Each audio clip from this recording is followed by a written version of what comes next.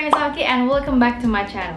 Annyeonghaseyo, Oki-mita. Di video kali ini aku bakal membahas kenapa kita harus belajar bahasa Korea.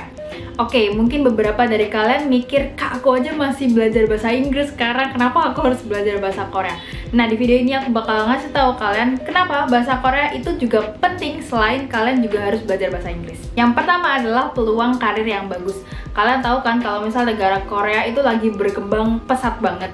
Nah, kalian tahu kalau misal industri-industri di Korea kayak industri teknologi, kayak LG, Samsung, Hyundai, terus juga make up, skincare, terus makanannya juga, travel, terus apa lagi ya, banyak filmografi, kayak film dan drakor-drakornya, sama musik, jangan lupa musik ya, idol-idol, itu lagi booming all over the place, all over the world. Nah, dengan berkembangnya Korea yang begitu cepat itu, pasti bahasa Korea semakin lama semakin penting dong. Bayangin aja misal industri-industri yang ada di Korea itu mulai buka cabang di Indonesia dan buka perusahaan-perusahaannya di Indonesia, pasti kalau misal kita bisa bahasa Korea, pasti ada nilai lebih untuk kalian bisa masuk ke perusahaan Korea. Pasti beberapa kalian pasti ada yang pengen kerja ke Korea atau kerja di perusahaan Indonesia yang perusahaannya itu milik Korea, ya kan? Nah, atau misal kalian pengen kuliah ke Korea, atau misal kalian pengen tinggal lah pokoknya ke Korea, kalian pasti harus belajar bahasa Korea kan? Nah, ngomongin tentang karir, maksudku karir di sini tuh juga bisa kalian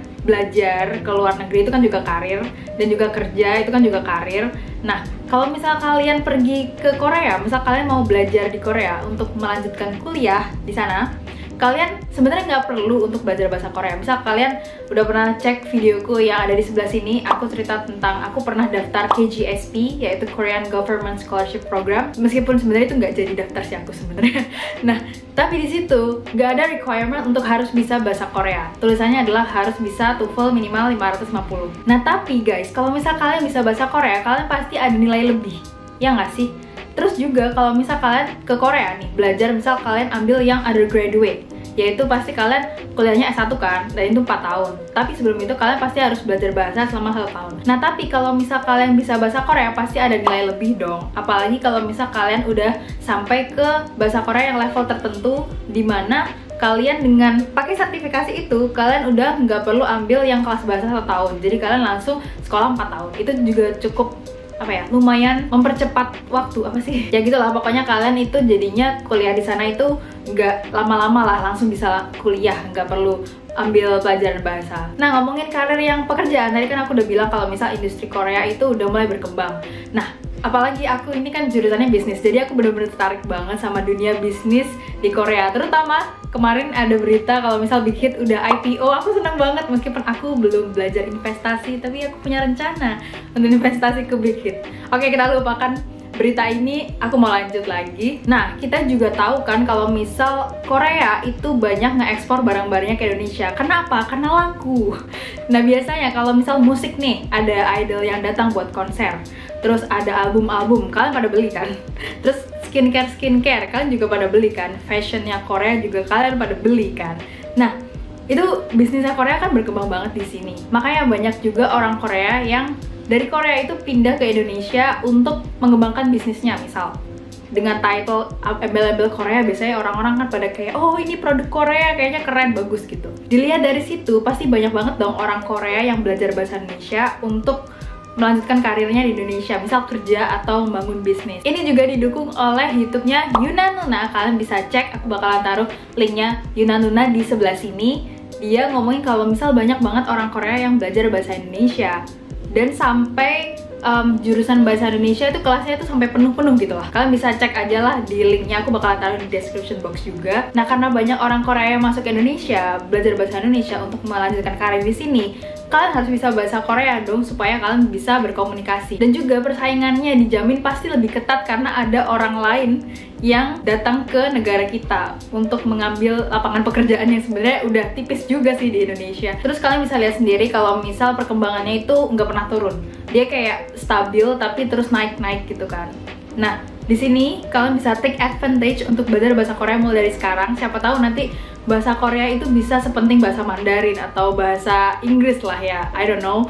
Tapi belajar aja guys, lagian juga nggak rugi kan kalian belajar bahasa Korea. Oke, aku tadi kayaknya kebanyakan cerita dan ngalor ngidul kemana-mana, jadi kita langsung masuk ke nomor 2. Oke, yang kedua adalah kalian bisa nonton drama Korea, film Korea atau variety show Korea dengan totalitas. Nah, maksud aku totalitas di sini adalah kalian tuh bisa meresapi emosi dari pemain-pemainnya. Misal kalian lagi nonton drakor nih, terus ada yang ngomong bahasa Korea tapi kalian cuman baca subtitle kayak oh oke, ya iya ini sedih, aku mau nangis. Tapi kalau misal kalian bisa tahu itu tuh artinya apa deep down pakai bahasa Koreanya, pasti kalian tuh lebih bisa apa ya, merasakan emosi. Kalau marah itu marah banget, kalau misal sedih itu sedih banget, kalau misal seneng itu seneng banget. Kalau lagi ngolok-ngolok, wah itu sering banget. Drama Korea itu biasanya kalau misal ngolok-ngolok apa sih? Lagi ngehina temennya, itu biasanya subtitle itu nggak terlalu kayak greget gitu. Tapi kalau misal kalian tahu bahasa Koreanya, menghinanya, misal ini temen, dia mau menghina temennya, itu tuh pasti lebih lucu guys kalau misal kalian tahu bahasa Korea, beneran. Nah, mungkin beberapa video yang lain itu bilang kalau misal kalian pasti bisa nonton drakor tanpa subtitle, tapi ya bener bisa guys, tapi perjalanan itu panjang banget. Even sekarang aku tuh belum sampai di tahap itu, tapi soon lah ya, doakan. Selain itu kalian juga bisa lebih mengerti tentang jokes seperti dad jokes. Kalian tahu kan kalau misal Jin di BTS itu sering banget ngeluarin yang namanya dad jokes. Dan di sini aku bakal ngasih contoh dari Korean Only. Kalian tahu kan Korean Only, kalian bisa cek videonya, aku bakalan taruh di sini. Itu tentang dad jokes di Korea. Nah, dad jokes itu apa sih buat kalian yang belum tahu? Dad jokes itu adalah jokes atau lelucon, tapi yang sebenarnya nggak lucu-lucu amat karena itu jokesnya yang bikin adalah ayah.